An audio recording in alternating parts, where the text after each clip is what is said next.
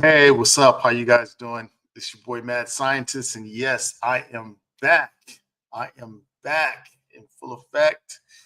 Uh, had to take a day off primarily because um, with the station, and a lot of you guys know that I simultaneously do this through my radio station and also my YouTube channel. So a lot of times when the station is going through changes, then that affects the actual programming. So good news is that the radio station, Power 975 LA Radio, is now a part of what? Dun, dun, dun, dun, iGlobal Radio. And what is iGlobal Radio? iGlobal Radio essentially is a collection of various. We have like close to 1,000 radio stations, and the radio stations offer different types of programming. Now, Power 975 LA is primarily hip hop and R&B, but we have other stations that offer different programming. You know, whether it's all R&B or all hip hop. When I say R&B, I mean traditional R&B. Um, Independent hip hop. There, we have a station that's just for independent hip hop. We have a station for gospel. We also have a station for talk. Um, so there's a lot of stations. We even have an African station, a station that's stationed in Africa. So I global radio station is now a larger format and a larger platform.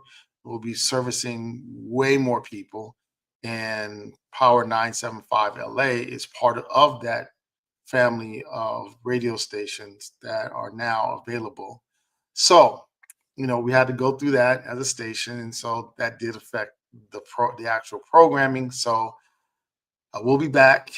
Um, the good thing is about that is I was able, we had some very recent news, and I was able to discuss um, this news in a way that is very relevant to hip hop music.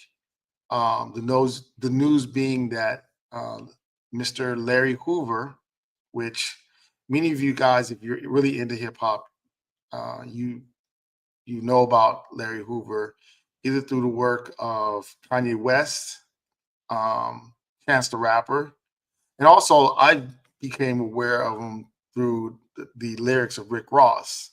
Um, Name of the song. Let me get the name of the song. I think I'm big.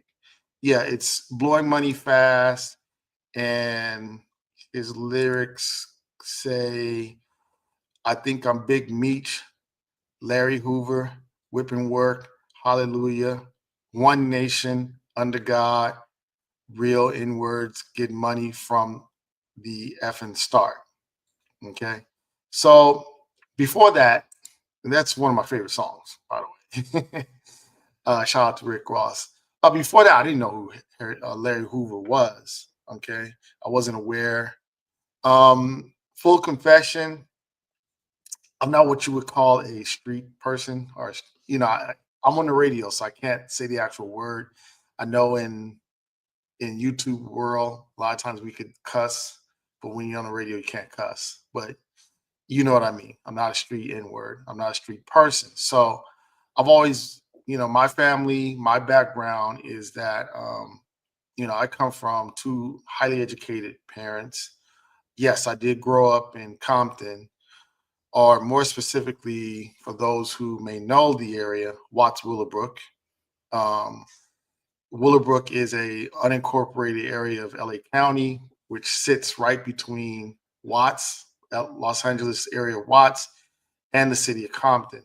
And so specifically, I grew up in El Segundo Boulevard between Wilmington and Willowbrook. Okay.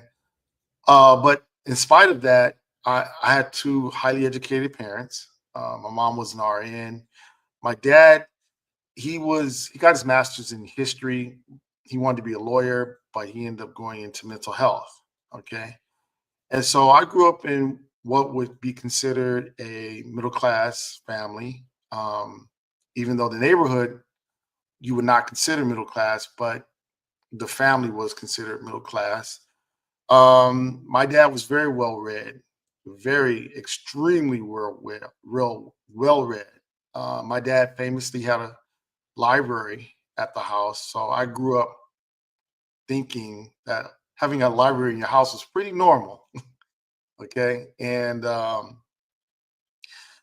where I lived, it's a major street, so pretty much um, I was only allowed to go to the church across the street, to the liquor store around the corner, in which my mom would have me buy her cigarettes, or we would just go to the liquor store. Okay, not to buy alcohol, but you know whatever else we needed, but primarily my mom's cigarettes. And I was allowed to go to the library down the street from where we live, and and to the post office, which was across the street from where I live. So that was essentially my life for the first, I would say, until I got my car at 17. That was my life. I even when I went to school, my elementary school was walking distance from my house, which was around the corner. That was Marion Anderson. I went to Willowbrook Middle School, which was down the street, a straight shot down the street from where I lived. And then I went to Centennial High School, which was a longer shot, but down the street. Now, I have friends that lived in the neighborhoods leading to Centennial. So a lot of times we'd meet up and we'd walk uh, to the school and cross the canal. And if you're from that area, then you know what the canal is. Canal is famous, um, for that area. Everybody knows what the canal. So we just cross the canal from the blue side into the red side, right? And I'd go to school. So that was my world. That was pretty much my world. In my world, um, unless my dad took us, me, my brothers and sisters out, and a lot of times he did. He would put us in a car and we'd go different places. Outside of that, that's where the center of my world existed. Okay. And so the reason why I want to give you that context is because part of the Larry Hoover discussion is, has many different layers. And it's so funny because my actual education is in Africana studies. And people ask me, what are you going to do with Africana studies degree? And I told them, I'm going to be a DJ, I'm going to be a music producer. And this is one of those examples of how my background in Africana studies kind of helped me think about this discussion with Larry Hoover. So, and then understand the nuances, which then brings us to this discussion. So, earlier this week, I spent um, a whole show, 2 hours of my show, talking about Larry Hoover, and that was on Thursday of this week, the 29th. I talked about Larry Hoover, and I kind of gave my audience um, some background on Larry Hoover. And so that's what we're going to do today. We're going to do a more in-depth discussion because there's a lot of things to talk about. Number one, who is Larry Hoover? Number two, should he get, commutation? Number three, why is he important to hip hop? And why is he important to the broader discussion of street culture versus Black culture? So before I do that, I got to do my introduction. Um, hey, what's up? This Mad Scientist on the all new Power 97.5 LA. Today we are just talking music, where we bring you vital information about music production, promotion, and distribution. Every week, right here, we on Power 975 LA Radio app. Download the app. Actually, that should it should say uh, we're on the iGlobal Radio app. Okay, so download the app. let me take care of that so that I don't make that mistake again. Um, hey, this is live, okay? Okay. Download the iGlobal app from your favorite app store or go to the website power975la.com. All right. So, name of the show is Just Talking Music. And you're probably thinking, well, why are we talking about history, Matt Scientists? We're supposed to be talking about music, right? This is part of the music industry. Um, if you don't know, many people know that the music industry was not started by people who were in the life of crime, but for the most part, in some part, it was financed by people who were in the drug world, who were, in the gang world. And so, a couple of famous examples: Murder Inc.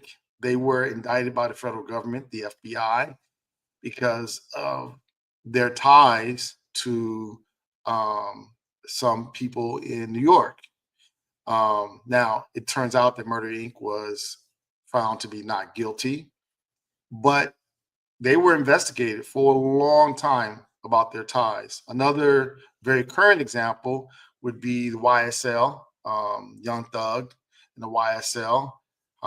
The federal government um, essentially um, alleged that the YSL record label was pretty much a criminal organization operating in the music industry. Okay. Another well-known person that never was found guilty but was investigated was Jay Prince, Senior. Okay, and he founded Rap A Lot Records. So there were a lot of record labels in hip hop that were alleged to have had ties to drug dealers or gang leaders, right, in order to get financing. Okay, and depending on what era you grew up, you had a different view of the people that were involved in crime, the people who were involved in drug dealing. Okay, now again, my educational background is Africana studies, so we study a lot of history and a tremendous amount of history. I do a lot of reading, a lot of research on various aspects of African American history. And so when you're reading that history, you're finding that there are characters that are intertwined with the with the overall accepted narrative, right? Characters that are intertwined, and they may not have a direct correlation or a direct tie with various movements. In this case, we would be talking about the civil rights movement and the black nationalist movements or the black power movement, right? Larry Hoover was not a civil rights activist, nor was he a black power activist, right? But his story ties into those things that are going on. So for me, when I look at a person like Larry Hoover, from my background, you might think that I would say, well, he was a criminal. And where I grew up, a lot of the gangs and the drug dealers, you know, they terrorized the neighborhood. They brought property value down. They sold drugs to people in our neighborhood. It wasn't like these drug dealers were selling to people outside of the neighborhood. No, they were selling to people inside of the neighborhood. So there's a lot of people who may feel that, why are we celebrating Larry Hoover? I mean, just keep it at 100. Why are we celebrating him? Why would we even want to discuss Larry Hoover? He sold drugs. I mean, and this was not something that he hid. He said, hey, I was into this criminal lifestyle. And, you know, he wanted to make a change. unfortunately, later in life, unfortunately, after 7 life sentences, but he did want to make change. Okay. And so, if you're younger, if you were born in the 80s and 90s, you may be more familiar with the fact that he's in prison and that he wants to make a change inside of the community. If you were born in the 60s and 70s, you may be more familiar with the criminal behavior.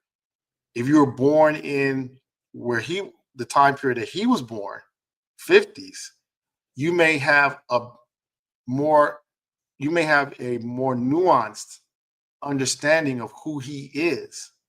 So my job today is for the next I would say 45 minutes is just to kind of bring to light the totality of who he is and what he means to the black community and also to the hip hop community and why he's kind of important. Okay. Let's start with some history. We're going to start off with some history of Larry Hoover. I'm going to be doing a lot of reading, okay, because I want to make sure I'm giving factual information.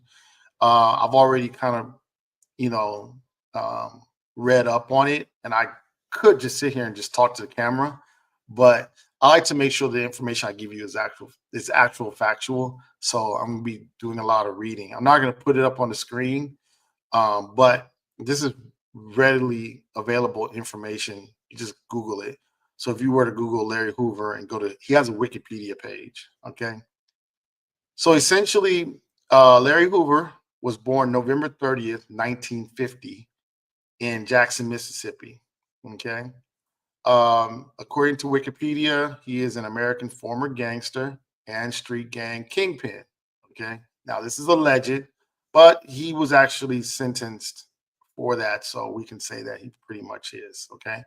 He's the founder of the Gangster Disciples, a Chicago street gang that over the years extended to multiple cities throughout various states. Okay. Hoover was serving 6 life sentences at the ADX Florence prison facility in Fremont County, Colorado. He was already serving a sentence of 150 to 200 years for a conviction in Illinois state court for the 1973 murder of 19-year-old William Young. However, in 1997, following a 17-year investigation, he was convicted of an additional 40 counts, including conspiracy, extortion, money laundering, and running a continuous criminal enterprise, which is right now, they would call that a RICO. Okay. But this is in 1997 from inside the state prison and receive additional life terms in federal court. He has made multiple attempts to have his sentence shortened. American rapper and fellow Chicago native Kanye West has been a time advocate for Hoover's commutation. West urged President Donald Trump to do so at a televised White House event in 2018. He also hosted the Free Larry Hoover benefit concert alongside Drake, the Drake, okay, in 2021, and referenced Hoover's in songs such as Jesus Lord and River. On May 28th, I said 29th, but it was 28th, 2025, President Donald Trump commuted his federal prison sentence. However, Hoover must still serve his 150 to 200-year state sentence for his 1973 murder conviction, but is eligible to seek parole on that charge since the crime was committed before Illinois abolished discretionary parole in 1978.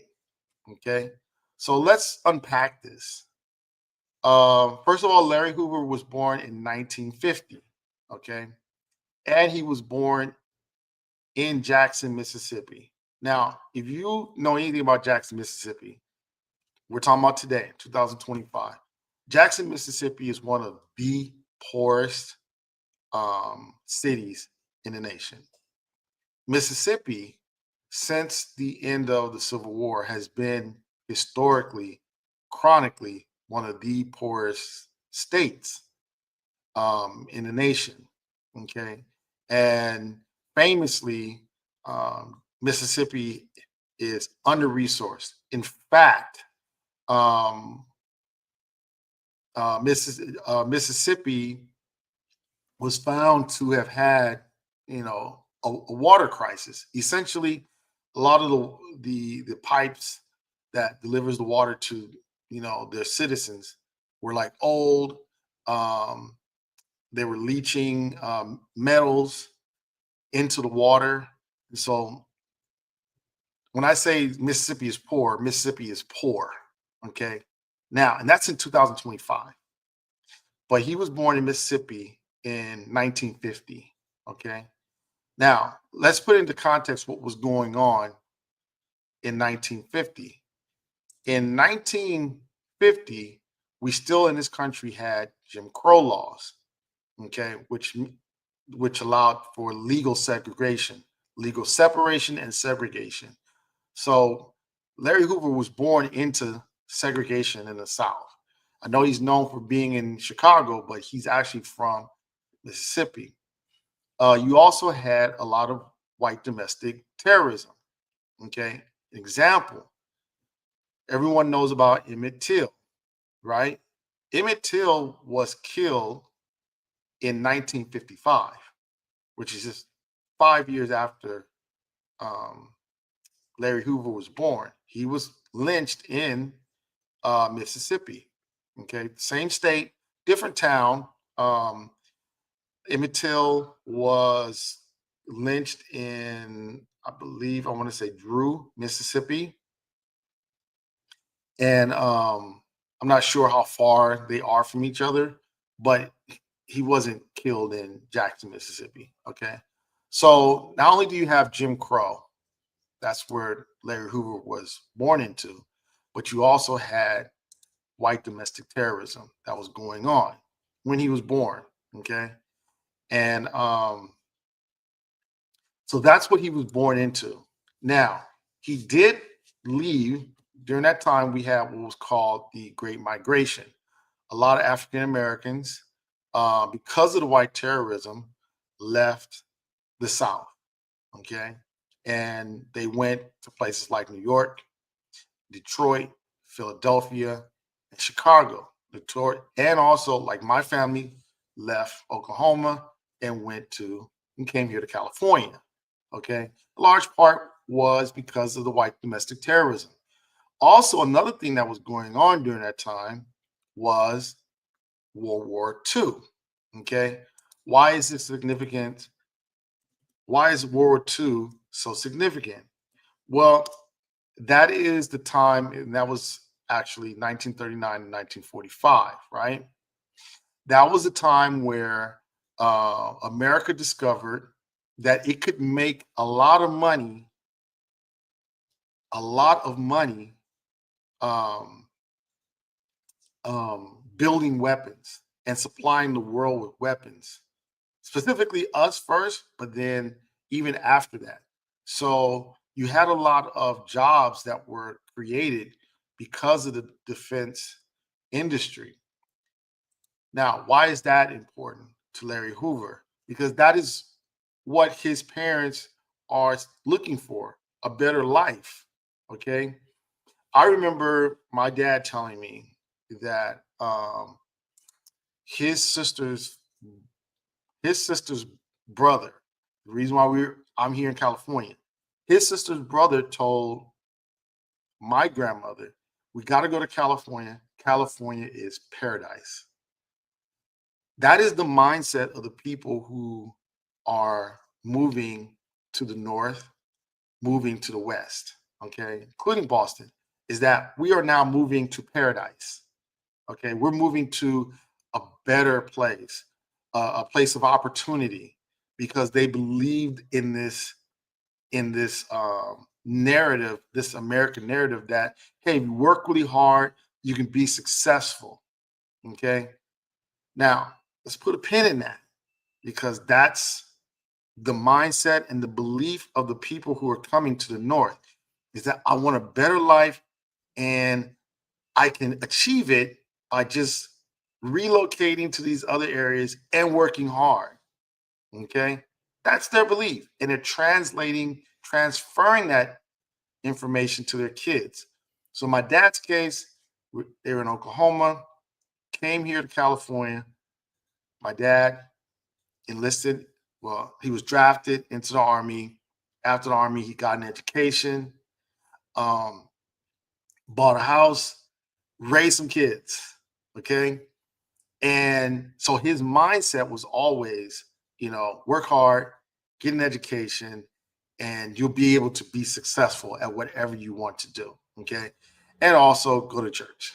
Now, in my case, that was more my mom, but that's pretty much the mindset of the people who are trying to relocate out of the South. Okay. Now, let's move on. With Larry Hoover, just some things to note. His sentence was commutated for the federal crimes, right? For the federal crimes,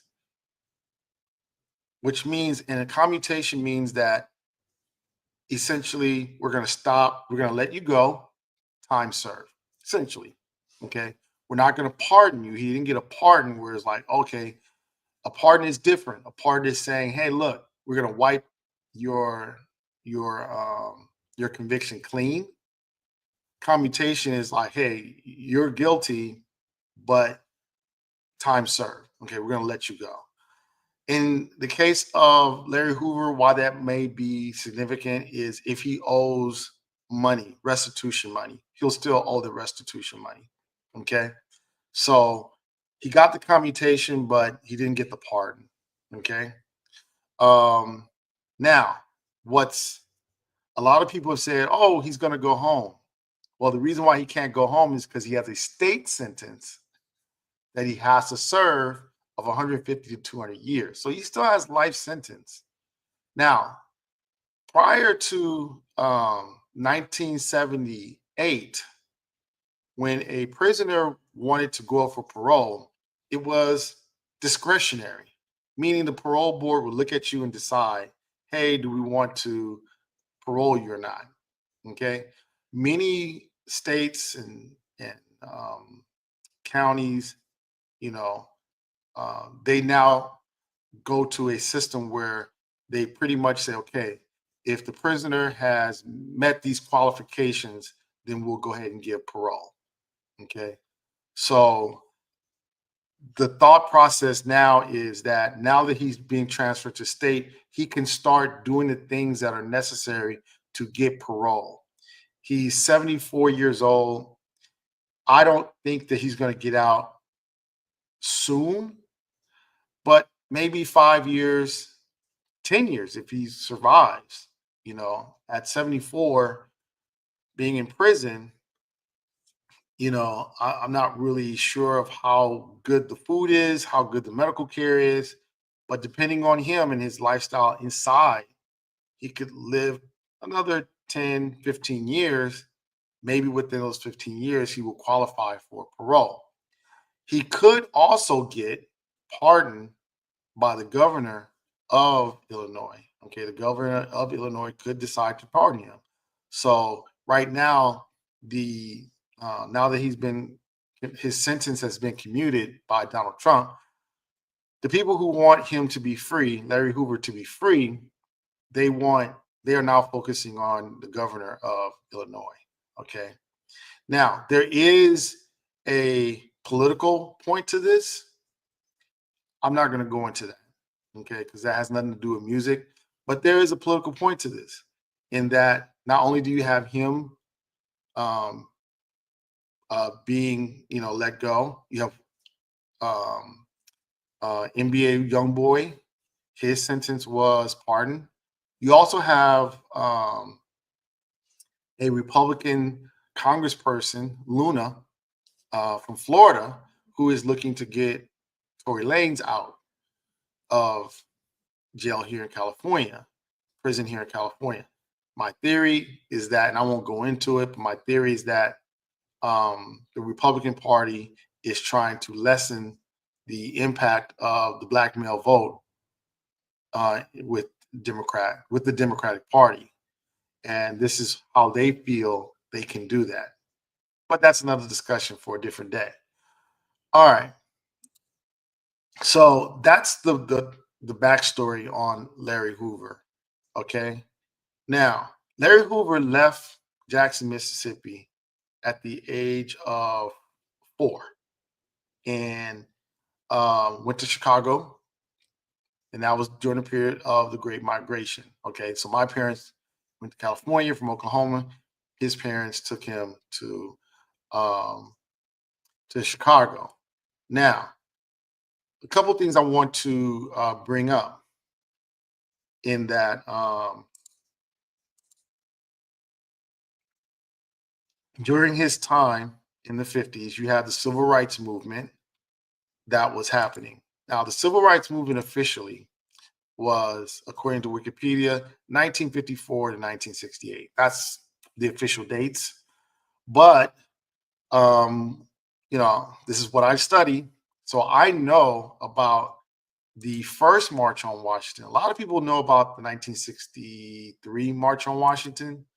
Okay, um, I know about the first March on Washington that was proposed that did not happen.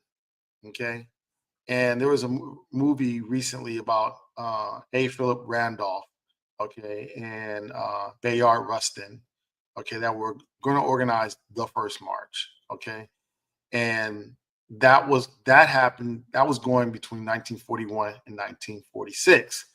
Now, the official name for these marches were not March on Washington; it was March on Washington for Jobs and Freedom.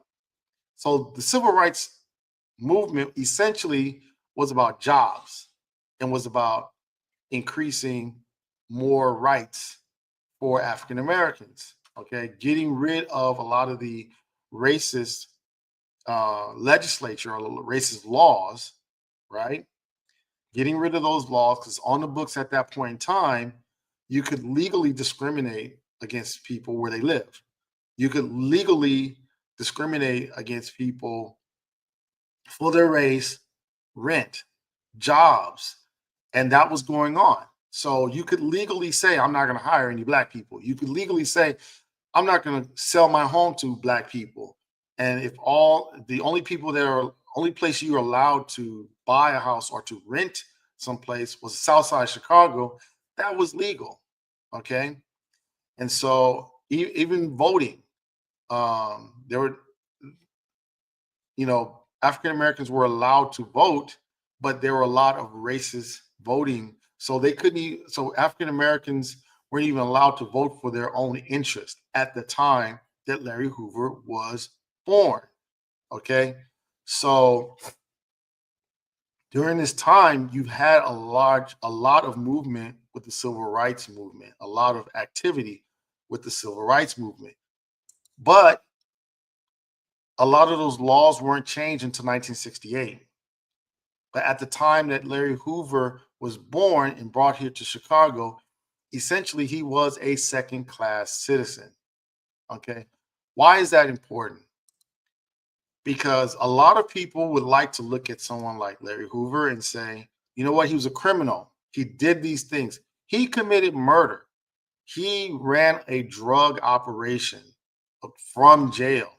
And so let's give him hundreds of years because he's a bad person.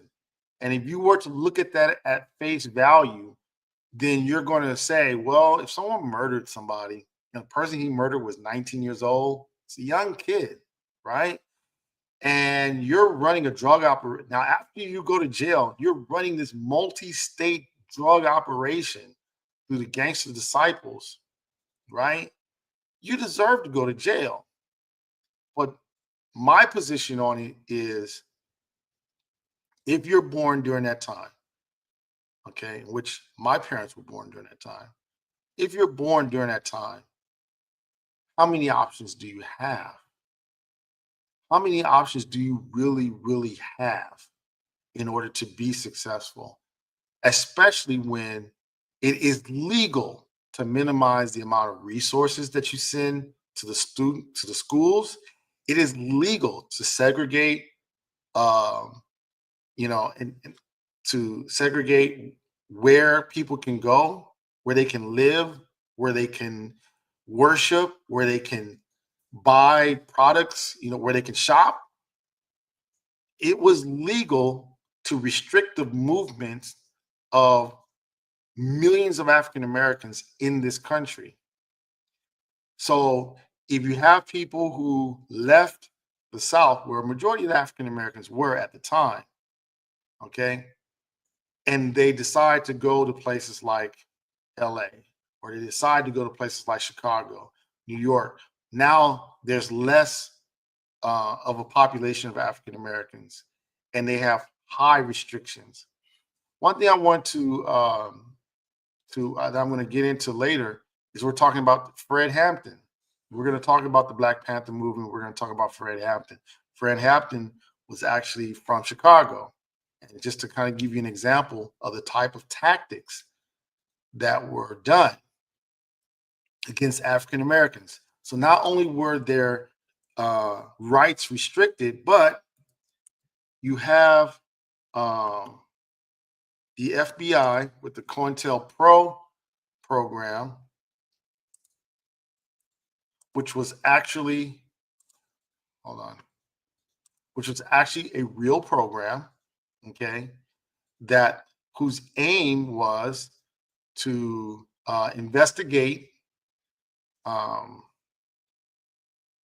want to be able to read it, but okay, the counterintelligence program in 1956 with the aim of undermining the operations of the Communist Party, which we know, historians know, that meant Jewish people of the United States. It also, in the 1960s, the scope of the organization was broadened to encompass various additional domestic factions, including the Ku Klux Klan, the Socialist Workers' Party, so that's the Labor Party, the Black Panther Party, okay? So you actually had a federal agency whose whole aim, whose whole purpose was to investigate groups within the Black community whose first initial aim was to help the Black community, members of the African American community, because of their lack of resources, their lack of rights, okay, their lack of ability to essentially be free, to become successful, to work. So, and I describe all this because I want to describe the world that Larry Hoover grew up. So not only did he have no rights or a lack of rights, okay, he had a lack of government protection. You actually also have a federal government agency who's actually going after the very the very the various organizations within the Black community that were created in order to help the Black community self-sustain. Okay, so one of the more famous organizations that we get into, and this is when the civil rights movement started to morph into what is called the Black nationalist movement. Okay, when it started to go into the Black nationalist movement, famously you had the leaders of SNCC, which would be Stokely Carmichael, in Mississippi, coming out with the mantra Black Power, Black Power. Okay. One of the more famous, I don't want to say SNCC was not as famous, it was, but it was more seen as a civil rights organization. When we start thinking about Black nationalist organizations, we think about the Black Panther movement or the Black Panther Party. Okay. I like to say, and this is just a point that I want to make, that the Black nationalist movement actually started in 1963 with the ballot or the bullet speech, which was not a call for violence, but it was a speech given by Malcolm X at the time. It was in 1963, and he did not call for violence. What he was describing was, we have an opportunity to have a change or a revolution in this country without having violence. And he advocated that we adopt a Black nationalist platform. Okay, so basically, we should vote, but we need to come together and come with a Black nationalist platform, and then vote based upon that. Okay. Anyway, so from there, you have the Black Panther Party.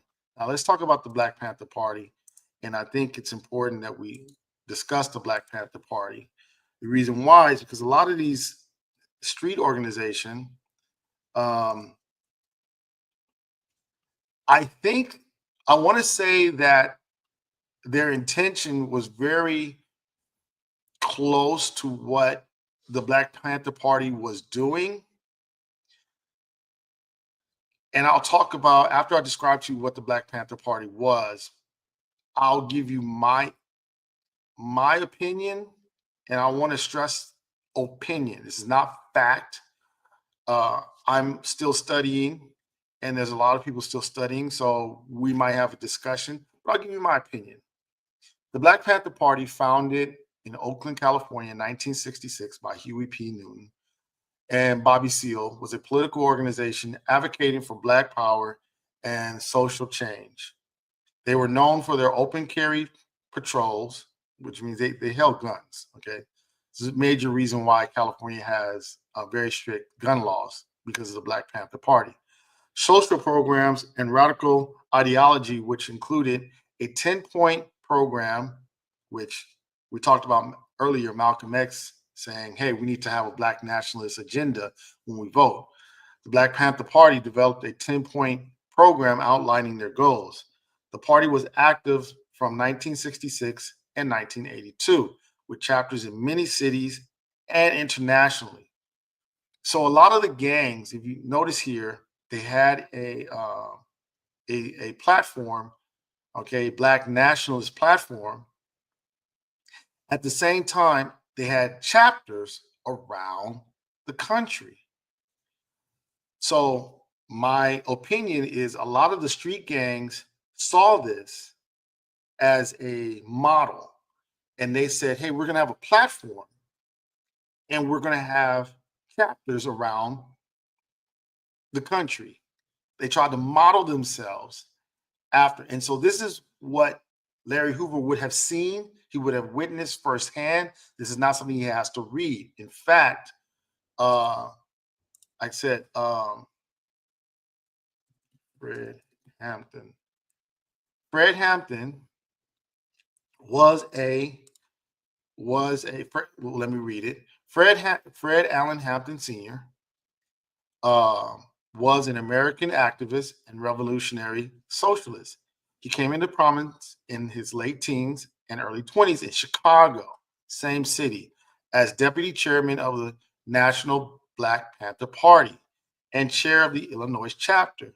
He founded the anti-racist, anti-classist Rainbow Coalition, a prominent multicultural political organization that initially included the Black Panthers, Young Patriots, who were poor whites, and Young Lords, which organized Puerto Ricans. So Larry Hoover, at the time that he is alive and he is young, he is seeing other organizations that are creating itself and creating coalitions based upon nationalistic principles, and at the same time having chapters in different cities. Okay, which ironically is why he got caught up into all these years, because he ended up modeling the same thing.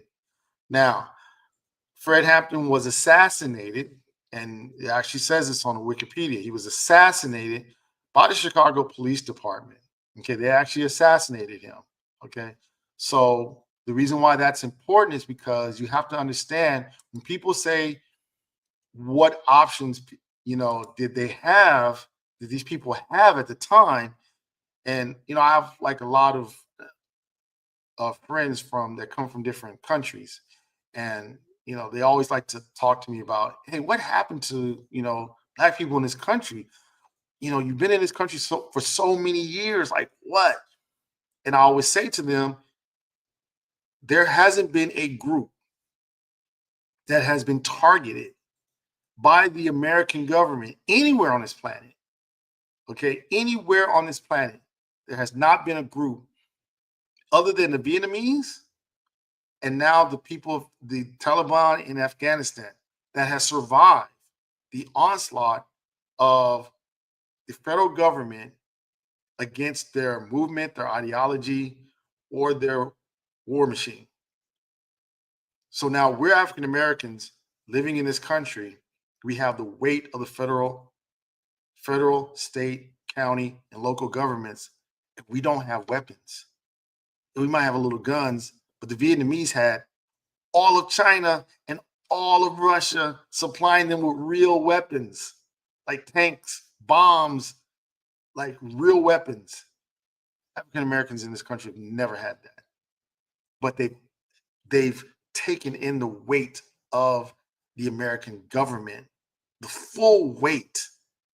The FBI had a full program which went in and said, we're going to destroy these programs that were initially created in order to bring in resources, increase and advocate for more rights for African Americans in this country. Okay. And even the ones who were not so militant were targeted. Dr. Martin Luther King, middle class kid, well educated, got his PhD in divinity. So he's a minister. He was targeted by the FBI. Okay. So it doesn't matter whether you are a Black Panther or whether you're a minister in the church, you have the FBI and all its resources targeting your organization. And what was your organization trying to do? Provide more resources, provide more rights for African Americans. Okay. Now, so we talked about, who Larry Hoover was. We talked about how, what he ended up doing, which was creating a large, essentially a movement, large movement based upon an ideology. Now, was it Black nationalism? No, it was crime.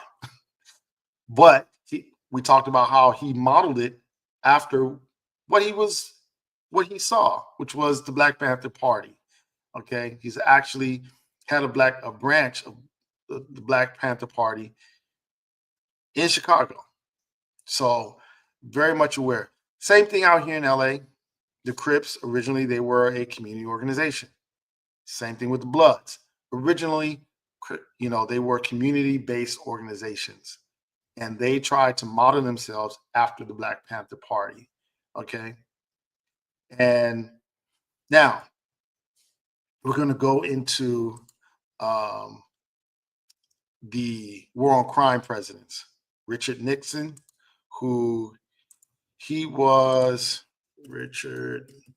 Nixon was the 37th president, and he was president, the 37th president, serving from 1969 until his resignation in 1974. Okay, first president, war on crime. Okay, war on crime. Now, why is that important? Because part of and this is, again, some of this is my opinion. And when it becomes my opinion, I'll let you know. But there's a lot of study on, post World War II, America started to focus more on we can make a lot of money in the defense industry. When it did that, then, in my opinion, it lessened the need for African American men. Okay.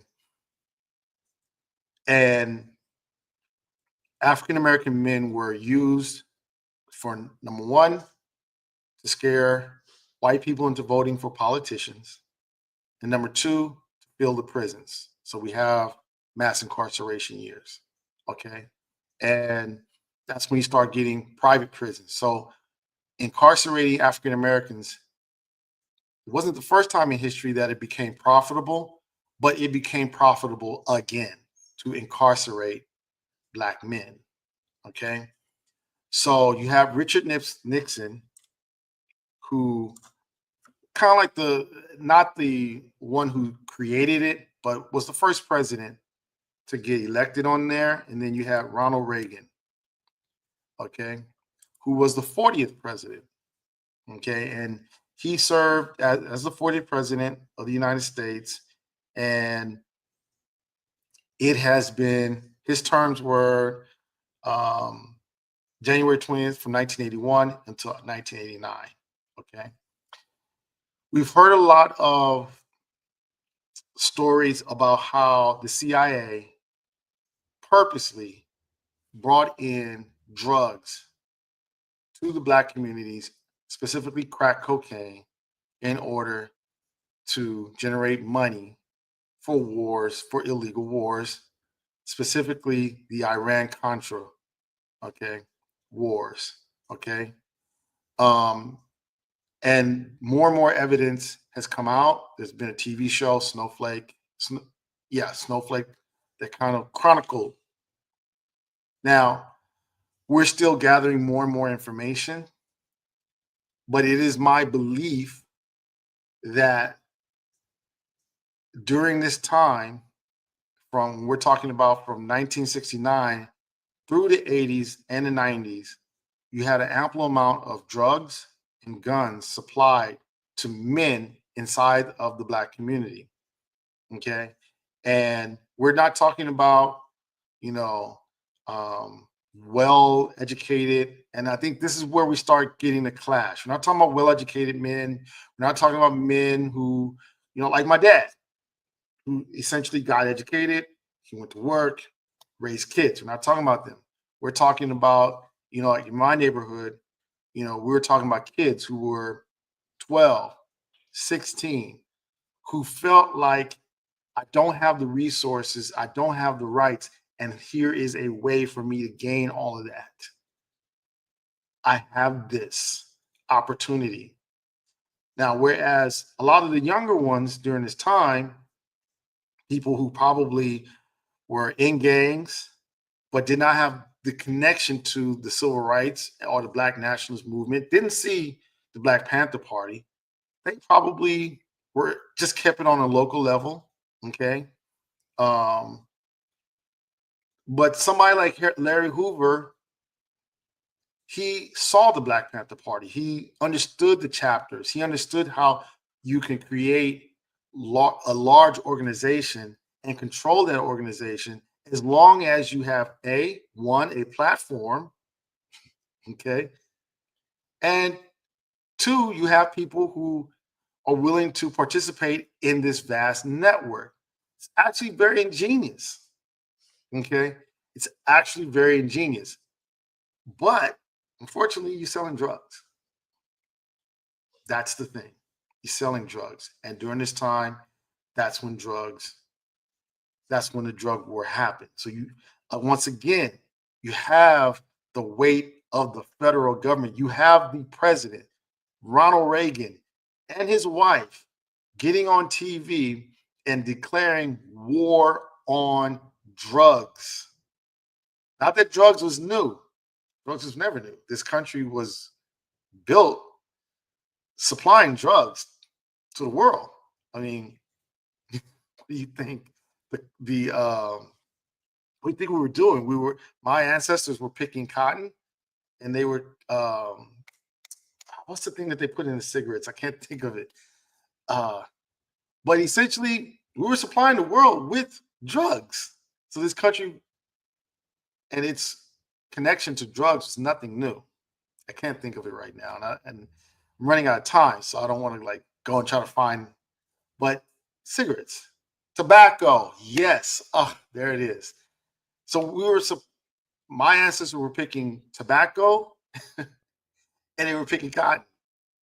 So this country's, connection to drugs is nothing new. But now in the in the 70s, 80s, and 90s, you have presidents from Nixon to Reagan, and then to oh